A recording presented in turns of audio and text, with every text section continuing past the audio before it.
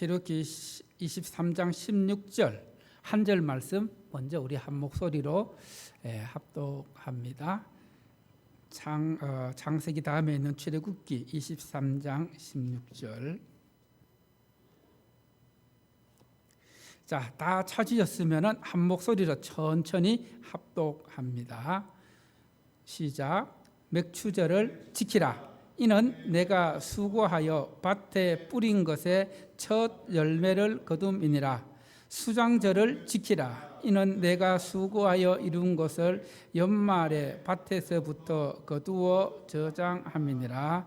또 한 군데 넘어갑니다. 신명기, 출애굽기, 레위기, 민수기, 신명기 16장 9절로 12절 말씀입니다. 신명기 16장 9절로 12절 말씀.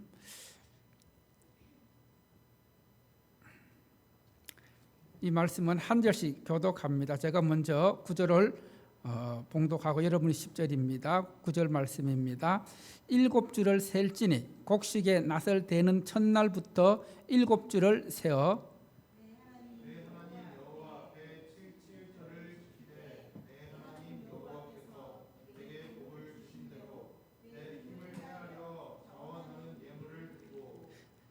너와 내 자녀와 노비와 내 성중에 있는 레위인과 및 너희 중에 있는 객과 고아와 가부가 함께 내 하나님 여호와께서 자기의 이름을 두시려고 택하신 곳에서 내 하나님 여호와 앞에서 즐거워할지니라. 너는 애굽에서 종 되었던 것을 기억하고 이 규례를 지켜 행할지니라. 아멘. 정말 시간이 빠르게 흘러가는 것을 느끼게 됩니다.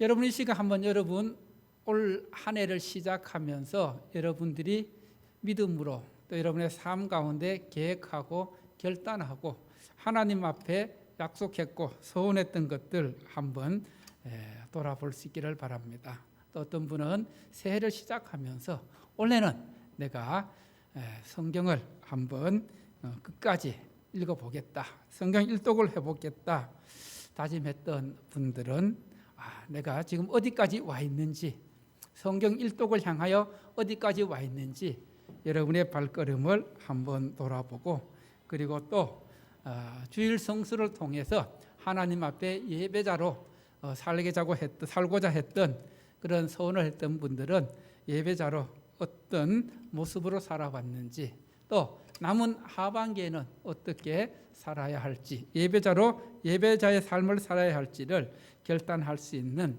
여러분 되시기를 바랍니다. 비록 우리는 연약해서 우리의 결심이 자주 흔들리고 넘어집니다. 그러나 우리를 향한 하나님의 신실하신 은혜는 변함없습니다. 신실하신 인도하심은 단 한순간도 흔들린 적 없습니다. 지난 6개월 동안 우리는 뉴스에서 들려오는 여러 사건, 사고 소식에 때로는 불안하기도 하였습니다. 또 개인의 삶 속에 갑자기 찾아온 어려움들, 건강성의 문제들, 경제적인 어려움 때문에 남모를 고민과 또 고통과 눈물을 흘리기도 했습니다. 그러나 이 모든 인생의 폭풍 속에서도 우리의 삶을 품어주시고 우리를 여기까지 인도해 주신 분은 고백합시다. 에벤에셀의 하나님, 에벤에셀의 하나님, 여기까지 도우시고 인도하신 하나님의 은혜입니다. 믿으십니까? 그렇게 고백하십니까? 성경에는 이스라엘 백성들이 지켜야 할 3대 명절, 3대 절기가 있습니다. 우리나라의 추석, 명절 이렇게 중요한 절기가 있는 것처럼 이스라엘 백성들은 매년 이 3대 절기는 하나님께서 택하신 예루살렘 성전으로 가서 예배드리며 축제를 해야 했는데, 그 절기가 따라합시다. 유월절, 맥추절, 초막절, 이 세 개 절기가 이스라엘 백성들은 성인이면 누구나 지켜야 할 그런 명절, 축제였습니다. 하나님께서는 이 이스라엘 백성들에게 이렇게 절기를 지키라고 한 것은 그들은 이 절기가 단순한 농사 축제가 아니라 노예 생활에서 벗어나 자유를 얻은 이스라엘 민족의 신앙 고백을 담고 있는 절기가 바로 이 절기들입니다. 한번 이스라엘 역사를 돌아봅시다. 이스라엘 백성들은 출애굽해서 40년 동안 모래바람이 부는 척박한 광야를 통과했습니다. 40년 동안은 그들이 농사를 지을 수 없었습니다. 왜 농사를 지을 수 없었어요? 광야에 농사를 지을 수가 없죠. 메마른 땅, 물로 없고, 그리고 바위, 모래투성이, 이런 땅에 농사를 지을 수가 없었습니다. 오직 그들은 40년 동안 그럼 어떻게 살아남았습니까? 농사를 지을 것도 없고 먹을 것도 없는데 어떻게 살아남을 수 있었을까요? 그들에게는 이 40년 동안 하늘에서 내려주시는 하늘 양식 만나가 있었습니다. 이 만나를 통해 그들은 하루하루를 버티며 살아왔습니다. 그러던 그들이 마침내 40년의 광야 생활을 마치고 약속의 땅 가나안 땅에 들어가 땅을 일구고 처음으로 씨를 뿌리고 보리와 밀을 추수하게 되었습니다. 그 첫 수확, 첫 열매를 가지고 하나님 앞에 나아간 절기가 바로 오늘 본문에 따라합시다. 맥추절. 바로 이 맥추절입니다. 이것을 오늘 우리 삶에 가져와서 적용해 보면은 어떻게 보면은 우리가 살아가는 하루하루 이 미래가 불투명하고 때로는 사방이 막힌 것 같은 인생 광야를 지나 마침내 작은 안정을 찾고 또 소득을 올리며 이 삶의 자리를 잡게 하신 하나님의 은혜를 기억하는 것과 같습니다. 그래서 이 이스라엘 백성들이 광야의 부족함, 결핍을 지나 약속의 땅에서 거둔 첫 열매는 내 힘이 아닌 오직 하나님의 신실하신 도우심의 기적의 결과물임을 고백하는 것입니다. 그래서 이 새 절기의 모든 핵심, 그 중심은 무엇이냐 하면은 따라합시다. 우리의 힘으로 산 것이 아니라 모든 것이 하나님의 은혜였다. 여러분, 우리가 주일 또 절기를 지키는 이 가장 핵심, 그 마음에는 한 주간을 살고 한 달을 살고 1년을 살 때 이 모두 살아가는 것이 내 힘이 아니라 누구의 은혜? 하나님의 은혜라고 고백하는 이것이 믿음이고 신앙입니다. 그래서 오늘 이 77절, 오늘 이 77절은 맥추절 그리고 오순절 이렇게 동일한 이름으로 불리는 절기입니다. 그래서 이 이스라엘 백성들에게 맥추절을 지키라는 의미가 오늘날 우리에게 어떤 의미가 있는지 말씀을 통해 하나님께서 우리에게 들려주십니다. 첫 번째로 따라해 볼까요? 절기를 지키는 것은 하나님의 명령이다. 자, 출애굽기 23장 16절 말씀 다시 한번 그 앞에 그 절말을 보면은 맥추절을 지키라. 이는 내가 수고하여 밭에 뿌린 것에 무엇을 거둠이니라? 첫 열매를 거둠이니라. 자, 여기서 분명히 하나님께서는 맥추절을 지키라. 누구의 명령이에요? 하나님의 명령입니다. 이 절기를 지키라고 했을 때에 이 절기를 지키라는 이 히브리어 원어의 의미는 단순히 의무적으로 규칙을 지키는 그것을 뜻하는 것이 아니라 바로 이 절기를 지키면서 따라해 볼까요? 기뻐서 춤을 추다, 축제를 벌이다. 바로 이 절기를 지키는 기쁨으로 축제를 벌이는 이것이 이 절기를 지키는 의미입니다. 그리고 또 신명기 16장에서도 규례를 지켜 행하라고 했을 때에 여기서 쓰인 또 히브리어를 보면은 울타리를 쳐서 소중히 보호하다, 파수하다 이렇게 깊은 뜻을 담고 있는 것을 보게 됩니다. 종교개혁가 칼빈은 그의 주석에서 이렇게 설명하고 있습니다. 하나님께서 무엇이 부족해서 절기를 지키라고 명령하신 것이 아니라 은혜를 너무나 쉽게 잊어버리는 망각하는 인간의 고질적인 연약함을 고치시기 위한 신앙적 조치라고 그렇게 설명하고 있습니다. 즉 절기를 지키지 않으면 우리 인간은 하나님의 은혜를 어떻게 해요? 쉽게 잊어버리기 때문에 이 하나님의 은혜를 쉽게 잊어버리지 않도록 우리를 위한 신앙적 조치가 바로 절기를 지키라는 명령입니다.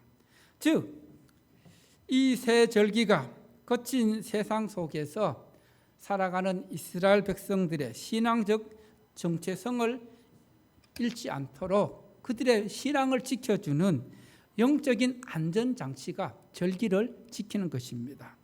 그렇습니다. 이 절기를 지키라는 하나님의 명령은 우리에게 부담을 주시려는 것이 아닙니다. 우리를 억압하려는 것도 아닙니다. 우리에게 무거운 짐을 지워주고자 하는 것도 아니라는 것입니다. 즉, 이 절기를 지키는 것은 우리가 받은 은혜를 세상에 빼앗기지 않도록 보호하시는 하나님의 사랑의 울타리가 바로 절기를 지키라는 명령입니다. 즉 우리가 하나님으로부터 많은 은혜를 받았는데 이 은혜를 세상에 빼앗기게 되면은 하나님께 감사할 수 있을까요? 없을까요? 없다는 것입니다. 그래서 이 우리가 받은 하나님의 은혜와 사랑을 세상에 빼앗기지 않도록 보호하시려는 하나님의 사랑의 울타리가 바로 이 절기를 지키라는 명령에 들어 있다는 것입니다.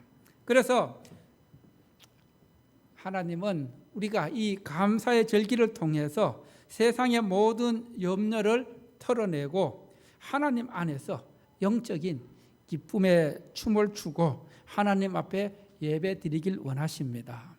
바로 하나님의 은혜를 잊지 않고 살아가는 것이 하나님의 자녀로서의 본분이라는 것을 우리에게 가르쳐 주고 있습니다. 한때 국민일보 신앙 간증에 소개되었던 한 집사님의 이야기입니다. 이 집사님은 1997년 IMF 외환위기 시절에 회사가 부도나고 그리고 가정도 파탄을 맞이하게 되었습니다. 정말 주일에 막노동판에 나가 생계를 유지해야 할 그런 절박한 상황이었습니다. 하루하루 먹고 살아가야 하기 때문에 주일도 그렇게 살아야만 했습니다. 그렇지만 이 집사님은 그 마음 가운데 어떤 마음이 있었냐 하면 따라합시다. 내 생명과 시간의 주인은 하나님이시다. 이 믿음 하나로, 이 마음 하나로 정말 하루하루 먹고 살아가야 되는데 주일 일하지 않으면 살아갈 수 없음에도 불구하고 이 집사님은 이 믿음으로 주일 예배를 끝까지 지켰고 주일 성수를 했습니다. 주변 사람들은 참으로 미련하다고 비웃고 조롱했습니다. 지금 하루하루 먹고 살아가는 것이 중요하지 하나님 앞에 나가 예배드리는 것이 중요하냐며 그렇게 비아냥거렸습니다. 그러나 놀라운 것은 따라합시다. 하나님은 그 중심을 보신다. 믿으십니까? 여러분, 하나님은 우리의 생각과 우리의 계획을 훨씬 뛰어넘는 분이십니다. 그리고 하나님은 만남을 통해서 역사하십니다. 이 집사님이 이런 믿음을 가지고 주일 성수하는 가운데 어떤 한 귀한 분을 만나게 됩니다. 그래서 이 신앙생활 끝에 주일 성수하는 그 가운데 새로운 사업의 길이 열렸고 그리고 또 그는 새롭게 회복할 수 있었습니다. 그래서 그는 이렇게 고백하고 있습니다. 따라해 볼까요? 고난의 때에 생명처럼 지킨 예배가 결국 내 인생을 살렸다. 여러분도 이런 고백을 할 수 있기를 바랍니다. 정말 내가 살기 힘들고 어려울 때 내 인생의 고난에 그때 생명처럼 지킬 수 있는 믿음, 예배. 이 예배가 내 인생을 살렸다고 고백할 수 있는 그런 간증의 주인공이 될 수 있기를 바랍니다. 할렐루야. 여러분, 이처럼 하나님께서는 예배에 목숨을 걸고 예배를 소중히 여기는 그 중심을 하나님께서 외면하지 않으신다는 것입니다. 지난 주간 엊그저께 우리 상현교회 권사님 한 분이 천안에 볼 일이 있어서 우리에게 잠깐 들리셨는데, 그 권사님이 아주 귀한 고백을 하시더라고요. 어떤 고백을 했냐 하면은 하나님의 그 계획하심, 하나님의 생각은 정말 우리가 생각하는 것보다 훨씬 넓고 오묘하다는 그런 말씀을 하셨습니다. 무슨 내용인가 들어봤더니 우리 권사님의 그 조카, 오빠의 아들이 36살이었는데 올 4월 달에 하나님 나라로 가게 되었다는 겁니다.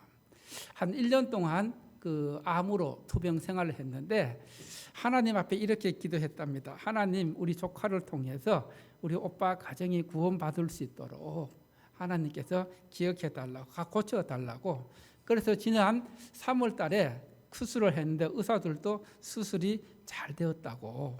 그래서 회복하는 것처럼 보였는데 4월 어느 날 갑자기 상태가 악화되어서 이제 하나님 나라로 가게 되었다는 것입니다. 너무너무 힘들었답니다. 하나님, 이렇게 기도했는데 이렇게 하면 어떻게 하십니까? 그런데 우리 권사님이 이 조카를 어떻게 하나님 품에 가셨지만은 이 가족들을 위해서 어떻게 하면 좋을까? 그런데 한 목사님이 떠올랐답니다. 그래서 이 은퇴하신 목사님인데, 목사님 이런 사정인데 우리 조카가 하나님 나라 갔는데 이 장례 예배를, 모든 장례 예배를 주관해 줄 수 있습니까? 이렇게 해서 장례 예배를 결국 주관해서 기독교 중심, 아주 오빠 가정은 믿지 않는 그런 가정이었습니다. 그런데 그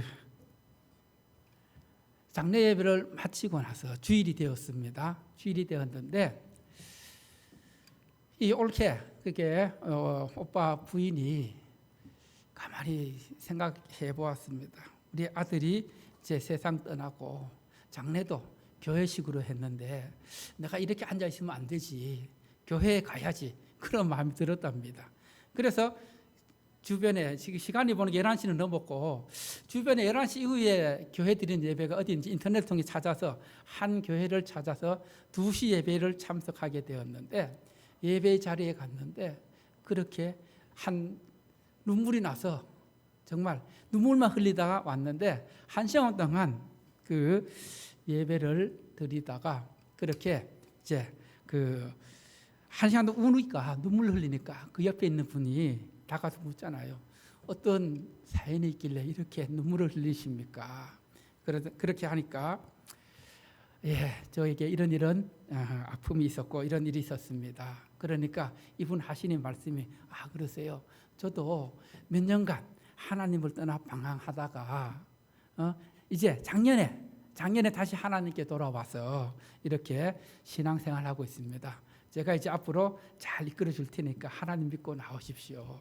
그렇게 해서 그게 위로가 되어서 그 다음 날부터 새벽 기도를 시작해서 새벽 기도 빠지지 않고 전도도 빠지지 않고 계속 신앙생활을 하고 있는데 그걸 보면서 하나님께서 이렇게 우리 조카를 통해서 우리 믿지 않는 올케 또 오빠 가정을 구원하시구나 하는 그런 간증을 제게 하는 것을 보면서 정말 하나님께서 그렇게 역사하시는구나.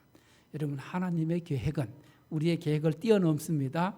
우리의 생각을 뛰어넘습니다. 그래서 우리가 기도하면은 우리의 기도하는 방향과는 다르게 응답할 수도 있다는 것입니다. 그 응답 속에서 결국 하나님께서 하나님의 뜻을 이루어 가십니다. 할렐루야. 두 번째로 따라해 볼까요? 복을 주신 대로 그 힘대로. 복을 주신 대로 그 힘대로. 이제 두 번째는 하나님께서 우리가 절기를 지킬 때에, 특히 맥주제를 지킬 때에 어떻게 지켜야 되는지, 자, 신명기 16장 10절 말씀입니다. 신명기 16장 10절 말씀. 자, 합독해 볼까요? 시작. 내 하나님 여호와 앞에 7절을 지키되 내 하나님 여호와께서 내게 복을 주신 대로 내 힘을 헤아려 자원하는 예물을 드리고, 또 17절 한 절 더 보겠습니다. 17절 말씀 시작. 각 사람이 내 하나님 여호와께서 주신 복을 따라 그 힘대로 드릴지니라. 아멘. 여러분, 이 한 절 말씀에서 하나님께서는 이 절기를 지키는 그 정신, 그 마음을 우리에게 가르쳐 주고 있고, 오늘날 어떻게 보면은 이 한 절 말씀에 우리가 하나님 앞에 드리는 예물, 헌금의 그 중요한 정신을 가르쳐 주고 있습니다. 먼저 하나님께 드리는 예물은 어떤 예물이 되어야 할까요? 자원하는 예물입니다. 여기 보면은 그 자원하는 예물을 드리고 그렇게 나와 있죠. 자원한다는 말이 뭐예요?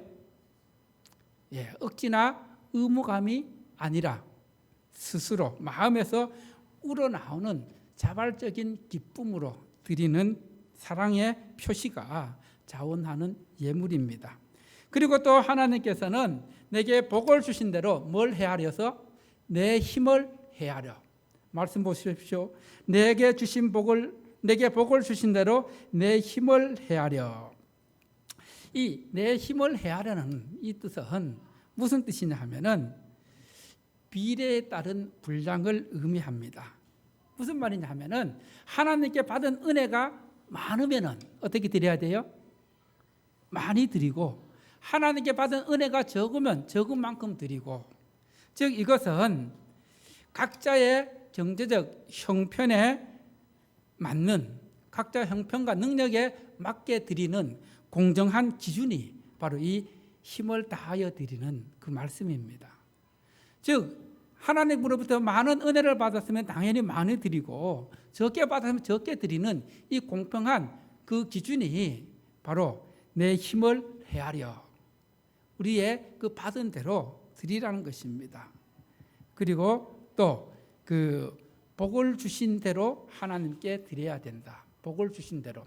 여기서 이 복이 히브리어 바라크입니다. 바라크.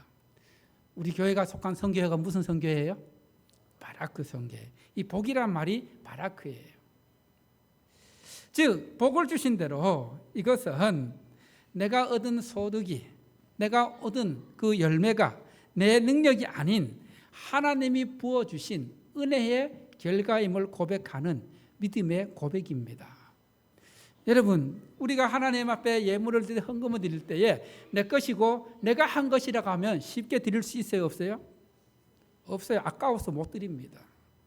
그러나 이 모든 내 삶의 여정 가운데, 내 삶 가운데 하나님께서 도와주셨기 때문에, 하나님께서 함께 하셨기 때문에, 하나님께 이 모든 것이 하나님의 것이기 때문에 하나님께 드린다는 그 믿음으로 드리는 것이 헌금의 정신이라는 겁니다. 그래서 여러분들이 하나님 앞에 얼마를 드릴지라도 거기에 이 정신을 담아서 드릴 때에 그것이 하나님이 기뻐하시는 예물이 된다는 것입니다. 칼빈은 이 말씀에 대해 이렇게 설명하고 있습니다. 하나님은 예물, 헌금의 액수 자체를 보시는 분이 아니라 베푸신 은혜의 크기를 기억하는 성도의 중심을 측량하신다. 무슨 말 이해가 되십니까? 여러분, 하나님께서는 우리가 드리는 예물 그 액수를 보시는 것이 아니라 거기에 담겨 있는 하나님께서 베푸신 은혜의 크기를 기억하는 우리의 중심을 측량하고 계산하신다는 것입니다. 그래서 우리가 드리는 이 헌금, 예물이 세금, 의무감으로 드리는 세금처럼 그렇게 드려지는 것이 아니라, 따라합시다. 감사의 표현, 감사의 고백으로 드려져야 한다. 그래서 이 힘대로 드린다는 것은 가난한 자들에게는 무거운 짐을 지우지 않고, 또 부유한 자에게는 인색함을 경계하게 만드는 공의롭고 사랑이 넘치는 영적 기준이 바로 힘을 헤아려서 받은 대로 드리라는 그 말씀에 들어 있다는 것입니다. 여러분, 우리 주님은 우리가 지나온 6개월 동안 하나님께서 주신 그 영육간의 강건함, 건강, 그리고 또 이런 하나님의 은혜를, 하나님의 도우심을 세상의 저울로 계산하기보다도 그 속에 담긴 하나님의 도우심, 은혜를 헤아리면서 기쁜 마음으로 고백하면서 드리길 원하십니다. 그래서 성경이 말하는 이 헌금의 정신은 의무나 부담이 아니라 우리를 살리신, 우리를 구원하신 하나님의 주권을 인정하며 드리는 우리 사랑의 응답의 고백이 바로 헌금이라는 것입니다. 그래서 고린도후서 9장 7절 말씀에서는 하나님은 우리가 인색함으로나 억지로 드릴 때, 부담스러워 드릴 때에 그것을 기뻐하시는 것이 아니라, 따라합시다. 하나님은 즐겨내는 자를 기뻐하신다. 할렐루야. 또 이 헌금에 대해서 복음주의 신학자 렌스키는 그의 주석에서 이렇게 말하고 있습니다. 성경적 헌금은 내가 가진 것의 일부를 떼어 바치는 소비 행위가 아니라 내 삶의 모든 것이 주님의 것임을 고백하며 구별된 마음으로 드리는 온전한 예배다. 여러분, 이 말을 좀 잘 기억할 수 있기를 바랍니다. 바로 내가 가진 것의 일부를 세금처럼 또 소비처럼 어떤 지출을 해야 하는 것이 아니라 내 삶의 모든 것이 주님의 것임을 고백하는, 구별된 마음으로 드리는 이것이 온전한 예배, 헌금이 된다고 말씀했습니다. 그래서 우리 하나님이 주목하시는 것은 예물의 액수가 아니라, 헌금의 액수가 아니라 그 예물에 담긴 여러분의 믿음, 여러분의 중심, 하나님을 향한 감사의 고백, 이런 것들을 보신다는 것입니다. 여러분, 이런 것을 담아서 온전히 드릴 때에 그 마음을 하나님께서 기뻐하신다는 겁니다.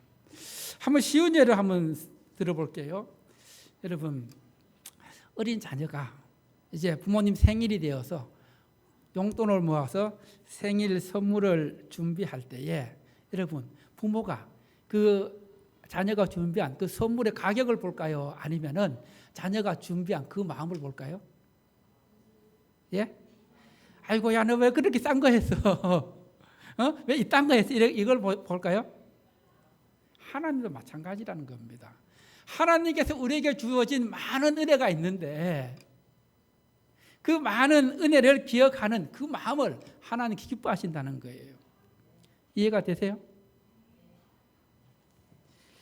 부모는 그 자녀가 부모를 생각하는 그 마음, 부모의 은혜를 생각하는 그 마음에 기쁨을 가지게 되고 감동을 받게 된다는 것입니다.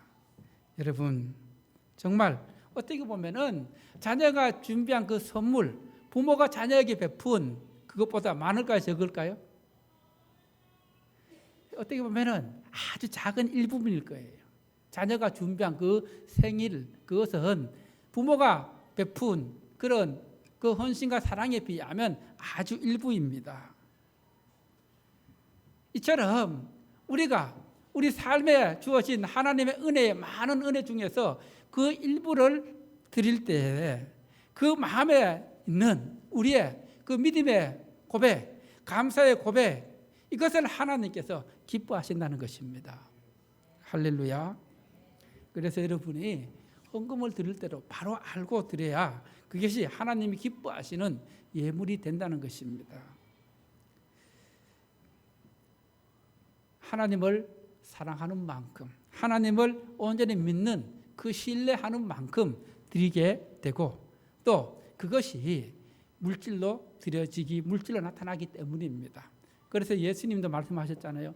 너희 마음이 있는 곳에 뭐가 있다고요? 너희 마음이 있는 곳에 뭐가 있다 하셨어요? 물질이 있다. 너희 마음이 있는 곳에 물질이 있다.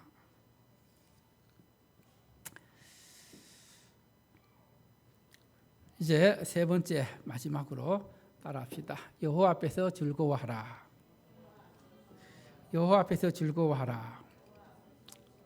신명기 16장 11절 말씀 함께 봅니다. 시작. 너와 내 자녀와 노비와 내 성중에 있는 레위인과 및 너희 중에 있는 객과 고아와 가부가 함께 내 하나님 여호와께서 자기의 이름을 두시려고 택하신 곳에서 내 하나님 여호와 앞에서 즐거워할지니라. 이 말씀의 핵심은 하나님이 베푸신 그 은혜를 혼자 누리지 말고 주변에 가난하고 어렵고 소외된 자들과 함께 기쁨을 나누고 함께 누리라는 그런 말씀입니다. 즉 하나님께서 베푸신 그 은혜와 사랑, 그것을 나 홀로 누리는 기쁨이 아니라 소외된 이웃과 함께 누리는 축제의 기쁨, 이것이 여호와 앞에서 즐거워하라는 의미입니다. 여러분, 정말 이 즐거움이 가족과 노비뿐만 아니라 당시 사회적 약자였던 객과 고아와 가족까지 모두 품는 소외 없는 기쁨이 바로 하나님 앞에서 드리는 온전한 즐거움입니다. 그래서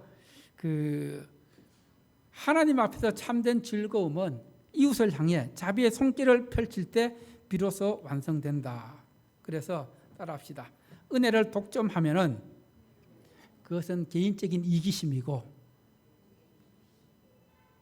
그리고 그 이기심은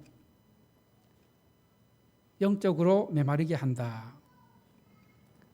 여러분, 하나님의 은혜를 나 혼자 독점하는 것은 이기심, 영적인 이기심이고, 그 영적인 이기심이 바로 그 영적인 기쁨을 메마르게 한다는 것입니다. 무엇입니까? 이것은 따라합시다. 하나님의 은혜는 나눌 때에 기쁨이 넘친다. 행복해진다. 대구의 한 교회에서 이런 사역을 했습니다. 매년 맥주 감사절마다 성도들이 드린 이 맥주 감사 헌금을 가지고 지역 사회의 이 독거노인들과 소외계층에게 그 사랑의 농산물 상자를 나누는 사역을 해 왔습니다. 그래서 이 사역들에 많은 성도들이 동참했는데, 이 성도들이 어떤 고백을 했냐 하면 이런 고백을 했습니다. 내 창고가 채워질 때보다 외로운 이웃의 얼굴에 환한 웃음이 피어날 때 주님이 주시는 진짜 즐거움을 맛볼 수 있었다. 할렐루야. 여러분, 우리가 하나님으로 받은 은혜와 사랑, 이것들을 나만의 감사에 머물지 않고 연약한 이웃들과 함께 손을 잡고 여호와 앞에서 온전히 즐거워하기를 하나님께서 원하십니다. 이제 우리는 2026년 상반기를 보내고 남은 이 하반기 어떻게 보내길 원하십니까? 오늘 말씀처럼 하나님 앞에서 예배의 자리를 지키고 예배를 회복하고 또 늘 순간순간 베푸신 복을 헤아리며 자원하는 마음으로 하나님께 드리는 예배자로 살아갈 수 있기를 바랍니다. 그래서 한번 여러분, 이번 한 주간 하나님께서 내게 주신, 우리 가정에 주신 그 은혜의 제목들을 한번 구체적으로 기록해 보십시오. 하나님께서 올 한 해 상반기를 지나오면서 우리 가정에 나에게 어떤 은혜를 주셨는지 구체적으로 한번 적어보세요. 한 몇 가지가 나올까요? 그것들을 한번 다음 주 셀 모임에 한번 나누어 봤으면 좋을 것 같아요. 한번 구체적으로 곰곰이 생각하면서 적어보면은 엄청 많이 있을 거예요. 여러분, 내가 밥을 떠먹을 수 있는 거 은혜의 은혜 아니에요? 예? 걸어 다닐 수 있는 거? 숨을 쉴 수 있는 거? 이렇게 하나하나 찾아보면은 많이 찾아낼 수 있겠죠. 한번 많이 찾아낼수록 하나님께 대한 감사가 더 깊어집니다. 할렐루야. 그래서 우리가 이런 또 제가 지금 기도하고 있는 그 사역이 하나 있는데 아직 시작하지는 않았습니다. 어떤 사역이냐 하면은 그 기아 대책을 통해서 하는 사역인데, 이 기아 대책에서 수많은 그 외국의 결식 아동들을 후원하는 그런 사역을 합니다. 그래서 그 사역을 하는데 한 어린이가 한 달 생활하는데 드는 돈이 우리나라 돈으로 얼마냐 하면은 4만 원이에요. 얼마라고요? 4만 원. 그래서 우리 바라크의 여러 교회들 중에서 어떤 교회들은 성도 한 가정당 한 명을 이렇게 연결해서 돕기도 하고 또 형편에 맞게 또 개인적으로 하는 그런 분들도 있는데 저는 어떻게 할지를 지금 고민하고 기도하고 있습니다. 한 달에 4만 원이면 한 아이를 살릴 수가 있고 또 먹여낼 수가 있습니다. 그래서 한번 이런 부분을 가지고 한번 여러분 기도해 보시고 한번 같이 고민하고 그 생각들을 나누면서 이 사역에 동참할 수 있기를 바랍니다. 왜냐하면은 제가 또 이 천안 아산 지역에 기아 대책 또 중요한 직책을 하나 맡고 있습니다. 그래서 여기에 우리가 기쁨으로 동참할 때 하나님의 은혜를 흘려보낼 때에 하나님께서 채워주시고 함께 하실 것입니다. 여러분 우리가 하고 있는 사역들을 한번 보세요. 사랑의 반찬 봉사라든가 그리고 또 쌀 나눔이라든가 컨나멘터리 이런 것들 현실적으로 하기 어려운 상황이지만 하면 하나님께서 거기에 기쁨을 주시고 은혜를 주시는 분이십니다. 할렐루야. 그래서 앞으로 우리가 또 펼쳐나갈 그 기아 대책과 함께하는 그 후원 사역들에 여러분도 함께 기도하면서 마음을 모아주시기를 부탁드립니다. 할렐루야.